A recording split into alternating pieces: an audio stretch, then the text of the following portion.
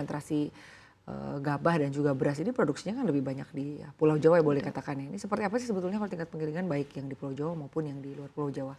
Oke, kalau untuk yang di Pulau Jawa maupun di luar Pulau Jawa, untuk awal tahun ini memang sangat terdukung dengan cuaca yang baik ya Mbak, sehingga produksinya ini tinggi, penyerapan pun bisa semakin maksimal juga. Nah, tapi itu juga menjadi challenge karena sebenarnya untuk menyerap untuk di penggilingan ini untuk memilah kualitas berasnya itu juga membutuhkan waktu. Nah, saat pemilahan dengan produksi yang meningkat ini, nah itu menjadi tantangan nih baik di Pulau Jawa ataupun di luar Pulau Jawa. Itu pun termasuk ke bagaimana pembeliannya nih dari petani. Karena kan petani dengan banyaknya produksi yang meningkat ini tentu pastinya rasa girang itu ada, tetapi kan jadi banyak yang mungkin belum tersortir untuk kondisi berasnya. Nah, maka dari itu banyak yang masih belum merata, tadi harga pembeliannya juga, ya seperti itulah kurang lebih Mbak Sinta. Baik, tapi melihat stok beras yang boleh dikatakan melimpah atau cukup untuk saat ini ya, karena tadi Mbak Ega juga menyampaikan bahwa cuacanya memang cukup mendukung ya terkait dengan hasil atau produksi beras di tahun ini. Apakah ada peluang bagi kita untuk melakukan ekspor atau malah justru kita masih harus melihat atau mungkin mode standby begitu ya, karena kita juga ada program-program prioritas pemerintah, salah satunya adalah program makan bergizi gratis. Ya. Sebetulnya kita itu sudah ekspor beras Mbak Sinta, tetapi memang hanya untuk beras premium saja, premium dan eksotis. Itu kita ke Singapura kita ada ekspor. Jadi memang bukan dalam jumlah besar. Nah, dengan kita yang kami rasa semakin mendekati swasembada untuk beras, pastinya yang akan diutamakan adalah kebutuhan dalam negeri, terutama dengan kita memiliki program seperti MBG begitu, dan memang kita memiliki target untuk bisa berdiri di kaki sendiri untuk produksi dan konsumsi beras kita. Nah, itu akan pastinya kami rasa akan lebih mementingkan untuk kebutuhan dalam negeri sendiri karena swasembada itu tidak hanya 5 atau 10 tahun ke depan ya, ini harus bisa konsisten. Nah, saat kita semua sudah stabil, kami rasa peluang itu ada karena kalau kita melihat kembali lagi ke rice outlook yang tadi sempat kami sebutkan, di ASEAN kita salah satu negara yang diproyeksikan untuk produksinya ini paling tinggi di ASEAN. Thailand ekspornya menurun hampir 22% untuk proyeksinya karena paling besar kan ke kita ya, kita sudah stop impor dari mereka juga. Jadi peluang itu ada, tetapi pasti yang diutamakan adalah dalam negeri dulu. Baik, jadi artinya memang selama ini sudah melakukan ekspor tapi hanya untuk beras-beras jenis tertentu saja ya, beras premium dan juga beras eksotis. Nah, terkait dengan kondisi yang tadi Mbak Ega sampaikan saat ini mungkin kita sudah hampir mendekati ya swasembada beras begitu ya.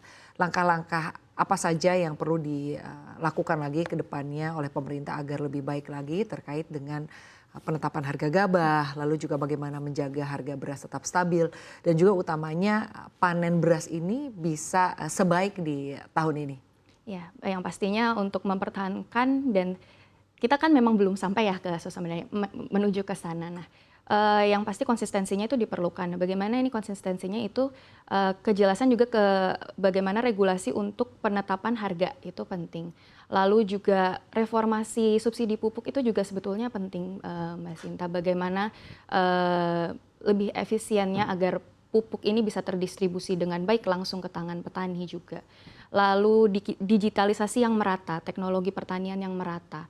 Nah, dari kita memberikan teknologi pertanian merata itu kan juga pasti membutuhkan banyak biaya dan belum lagi untuk edukasi terkait digitalisasi ke petani-petani kita agar semuanya bisa mengakses dengan baik ini teknologi ini dan digunakan secara efisien.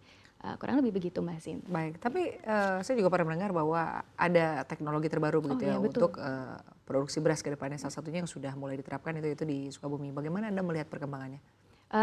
Menurut kami kita ini sudah semakin terbuka ya dengan teknologi ini dan harapannya pun nanti petani pun bisa semakin untuk menggunakannya dengan baik begitu. Nah, untuk sejauh ini yang sudah pernah digunakan seperti Mbak Sinta bilang tadi seperti AI itu sebetulnya dia bisa membantu untuk memberitahu ini kapan kira-kira padi atau tanaman lainnya ini mengalami kekurangan air, jadi kapan harus melakukan penyiraman lagi, pemupukan lagi. Nah, selain itu kita juga ada drone juga Mbak Sinta, drone itu dia bisa juga untuk pemetaan sebetulnya, pemetaan dan juga penyemprotan untuk pupuk dan juga air juga ya. Nah, Selain itu ada juga Internet of Things juga Mbak, IoT, itu juga lebih ke pemetaan juga ya, untuk melihat cuacanya bagaimana, perkiraan cuaca ke depannya atau harus seperti apa. Ini kalau tiga-tiganya atau nantinya jika ada teknologi lainnya yang bisa diintegrasikan, kami rasa ini akan bisa semakin mendorong kita untuk semakin mendekati dan berhasil dalam swasembada khususnya untuk beras Indonesia. Gitu, baik, tadi Mbak Eka menyampaikan bahwa ada teknologi yang bisa mengetahui begitu ya bagaimana kondisi gabah atau kondisi padi begitu ya. Karena memang kalau kita lihat kan Indonesia kita sangat bergantung dengan pengairan ya. Betul. Tapi BMKG juga meramalkan bahwa di tahun ini akan ada musim kering yang cukup panjang. Ya. Tentunya ini juga akan berdampak pada produksi beras.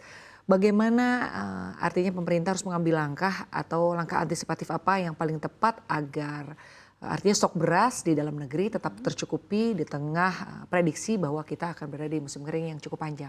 Iya, oke. Kalau prediksinya kan memang stok ending beras kita kalau dari USDA itu stok endingnya masih 5 juta ya Mbak, 5 juta ton.